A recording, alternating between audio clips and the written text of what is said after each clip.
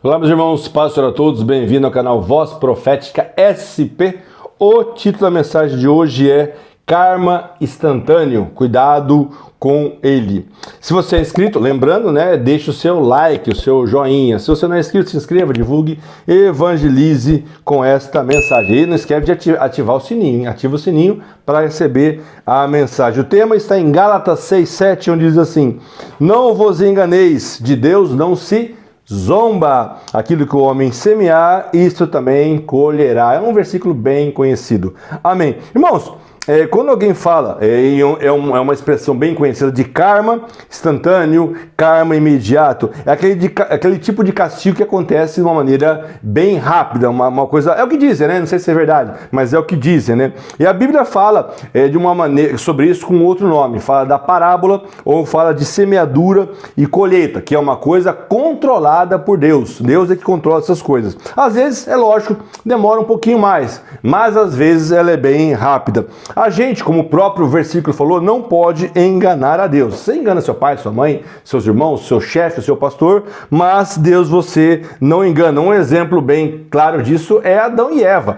Tentaram se esconder, tentaram ficar quietos ali, mas Deus, quando ele percebeu o erro, ele expulsou os dois de lá e veio aquela maldição, que a mulher ia ter dores no parto, o homem ia ter que trabalhar, e o pior, a morte. Veio isso a condição humana. Então, o castigo veio imediato ao erro, ao pecado. Paulo, ele fala, irmãos, de dois tipos de semeadura na Bíblia. Um tipo na carne e um tipo no espírito. Quando você semeia na carne, coisas do mundo, coisas pecaminosas, egoístas, que tem a ver com você, coisas que destroem os outros.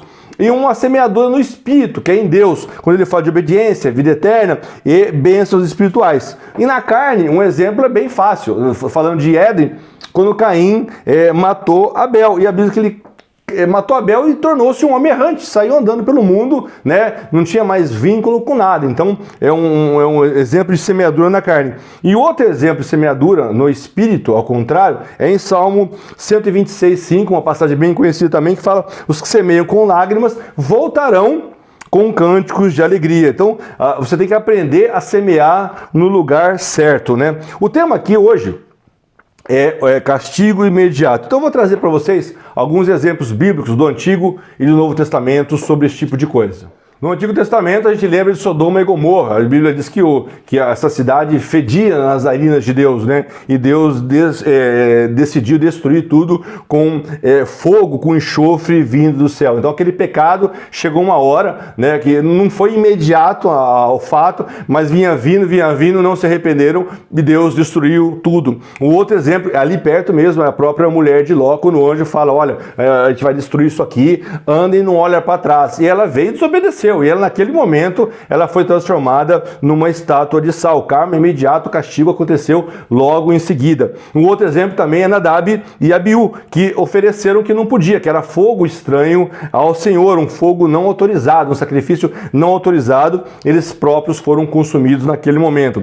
Outro exemplo bem conhecido também do Antigo é Miriam, quando murmurou, reclamou de Moisés: ó, Senhor, aliás, murmurou com Arão, Deus só fala com Moisés, isso, aquilo. A Bíblia diz que a mão dela se tornou leprosa na hora, branca como a neve. Outro exemplo também, falando de Moisés, quando Coré, Datã e Abirão chamaram ele e falaram: nós também não queremos liderar, queremos tomar parte disso. E aí Moisés chama todo mundo lá da congregação, chama essas três pessoas, as famílias, e fala assim: vamos falar com Deus, o que for certo está certo, o que for errado que abra abra o chão e engula o errante, as pessoas vivos. E a Bíblia fala que o chão se abriu e engoliu Coré, Datã, Abirão e todas as suas famílias ainda vivos, como se fosse uma areia movediça. Então o castigo ele veio bem rápido. O outro também bem conhecido é Uzá. Uzá sabia que não podia tocar na arca, tinha que levar a arca numa vara sobre os ombros, e a arca quase caiu ali por causa dos bois. Ele foi tentar segurar e ele morreu naquele mesmo momento.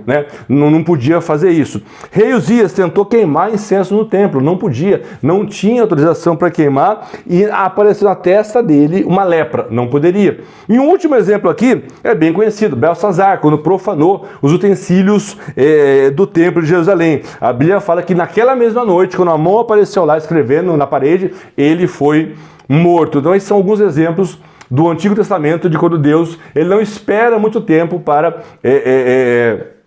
dar o castigo, dar a paga, vamos falar assim. No Novo Testamento a gente tem alguns exemplos também bem conhecidos, alguns exemplos como Zacarias, quando o anjo fala assim, olha, daqui a um tempo a sua esposa terá um filho, né, que irá diante do Senhor, ele explica tudo, e aí ele fala, mas será mesmo? Né? Mas será mesmo que isso vai acontecer? E ficou mudo por 9 meses, escrevia através de uma tabuinha, escrevendo lá, porque ele não podia falar. Ananias e Safira é um exemplo bem conhecido. Ananias mente junto com Safira sobre uma propriedade que eles venderam e deram uma parte, eles mentem quanto ao valor, podiam ter vendido e falado a verdade, ó, vendemos por tanto, pegamos tanto e estamos oferecendo, doando isso aqui para vocês, contribuindo, mas não, mentiram para o Senhor, um morre uma hora depois, já morre o outro. Elimas também, ele foi contra, se opôs ao evangelho e por isso ele ficou por um momento, ele ficou cego, não demorou muito. E Herodes, que também é bem conhecido essa passagem, ele aceitou, em determinado momento, né, ser adorado pelo povo como se fosse Deus.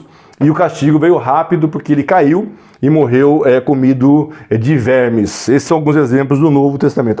Lembrei mais dois, né, do Antigo Testamento que são válidos. Moisés, Deus fala assim, Moisés queria água para o povo, fala com a rocha. Moisés estava nervoso, estressado, que o povo pressionava ele, pegou o cajado e começou a bater na rocha. O povo foi saciado com água, mas Moisés teve um castigo doloroso. Ele fez tudo aquilo, tirou aquele monte de gente do Egito, mas ele mesmo não entrou na terra prometida. E Geazi, para quem conhece, mentiu, né? Porque ele estava buscando mais dinheiro e também foi atacado por lepra. Então, irmãos, para finalizar a mensagem, não é assim que Deus costuma trabalhar, a verdade é essa. Deus, ele costuma demorar um pouco mais, né? Porque a Bíblia fala que as misericórdias de Deus, elas são, enfim, não tem fim, elas se renovam a cada manhã. Porque Deus, ele não quer punir, ele quer salvar. Mas nem sempre vai dar para fazer isso. A solução para isso, irmãos, é bem simples. É você ter seriedade quanto às coisas erradas, quanto ao pecado, né? Tentar o máximo possível não errar, sabendo que aquilo está errado, e se por acaso acontecer, se arrepender. A Bíblia fala que Davi se arrependeu do capítulo do caso que teve com Betseba. Deus perdoou. A Bíblia fala que Nínive se arrependeu, né, através da pregação de Jonas, e o quadro foi mudado, não foi destruída. Lógico que isso não anula a colheita, né? Não anula as consequências, mas houve o perdão de Deus. A pergunta é, para nós, né, que tipo de semente estamos plantando? Porque vamos colher o que nós plantamos, né? Que tipo de semente? Né? Semeando na carne, uma coisa para ter uma satisfação mais imediata, mais egoísta para nós, eu quero para mim, uma coisa temporária para esse tempo, ou estamos semeando no Espírito, fazendo a vontade de Deus e tentando trazer frutos de justiça para nossa vida. E para finalizar a mensagem é simples. Se você semeia semente ruim, com certeza a colheita vai ser ruim. Mas se você semeia uma semente boa, a colheita será boa. Amém. Vamos fazer uma rápida oração. Senhor Deus, Pai de nosso Senhor e Salvador Jesus, graças te damos por essa palavra, que a nossa colheita seja sempre, Senhor, dentro da tua própria palavra, da tua vontade, que venhamos, Senhor, a colher frutos de justiça, Senhor, neste tempo e no tempo futuro. Abençoa tantos que ouvir essa mensagem, é o que eu te peço, em nome de Jesus. Mais uma vez, se inscreva, divulgue, evangelize e ative o sininho. Deus abençoe você, sua família, Deus abençoe o Brasil e até a próxima, se Jesus não voltar, até lá.